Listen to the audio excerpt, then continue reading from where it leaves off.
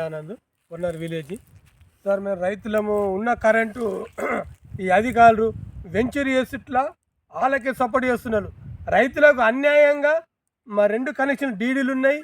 Already మేము పంట వేయడానికి వస్తే రెండు నెలల నుంచి మాకు కరెంటే లేదు. ఈ ఏం చేసిందంటే వాళ్ళకు సపోర్ట్ ఇచ్చి వాళ్ళ వెంచర్లు ఉన్న ట్రాన్స్ఫార్మరు బయటకు అమ్ముకొని మాకు రైతులకు అన్యాయం చేస్తున్నాడు. కూడా మేము ఒక 4 సార్లు నేను ఫోన్ చేసిన, మాకు రైతు అంటే ఒక సులకన అయిపోయింది. రైతు అంటే ఒక రైతుని ఎవరు బట్టి సోకలేడు.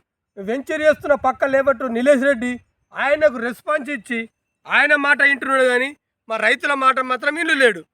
కానీ మాకు తక్షణమే ఈ పంట మేము దగ్గర 3 ఎకరాలకు 3 లక్షల పంట పండిస్తుంటుంది. నేను దీన్ని లాస్ అయినా. ఎందుకంటే ఈ కరెంట్ డిపార్ట్మెంటు రైతులకు సపోర్ట్ ఇచ్చి న్యాయంగా మాకు ట్రాన్స్ఫర్ ఇవ్వాలి. తక్షణమే మేము పై అధికారులకు కూడా విన్నపిస్తాం. మాకు కరెంట్ లేకుంటే మేము ఏం పండియగలుగుతాం? పంటలు పండగా రైతులు అలోడీలు అవుతున్నారు. మాకు అన్యాయంగా బడాబాబులు లేబట్టి చేస్తే వాళ్ళకు సపోర్ట్ చేసి ఉన్న ట్రాన్స్ఫార్మర్ని వీకేసి వేరొక అమ్ముకొని మాకు అన్యాయం చేస్తున్నాడు. నేను 4 సార్లు సంపాదించిన, సార్ మాకు కరెంటు కావాలా, మా పంటలు ఎండిపోతున్నాయి అంటే 2 నెలల నుంచి మాకు కనీసం మాకు విలువ కూడా ఇస్తున్నారు రైతులకు. మా మాత్రము మేము చర్య తీసుకుంటాం.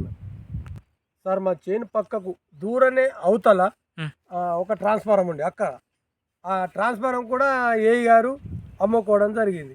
మాకు ఒక 15 మీటర్ల వైర్ వేస్తే మా చేనులకు కరెంట్ వస్తుంది సార్. కనీసం మాకు కూడా మాకు సపోర్ట్ చేస్తలేడు. ఈడొక ట్రాన్స్ఫారం ఉండే, ఈ మధ్యలో ఈ చేనుకు ఒక ట్రాన్స్ఫారం ఉండే.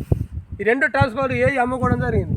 మేము సంప్రదించినాం, మాకు రెస్పెక్ట్ ఇస్తలేడు. రైతు అంటే అంత సులకన అయిపోయింది సార్. మేము ఎలా బతుకుడు? ఈ పంటలు లేకుండా మేము బతకగలుగుతామా? డిపార్ట్మెంట్ లేబడి తీస్తున్నారు. వాళ్ళకున్న మర్యాద మా రైతులకు ఇస్తలేడు సార్. మాత్రం చర్య తీసుకోవాలని కోరుతున్నాం రైతుల తరఫున.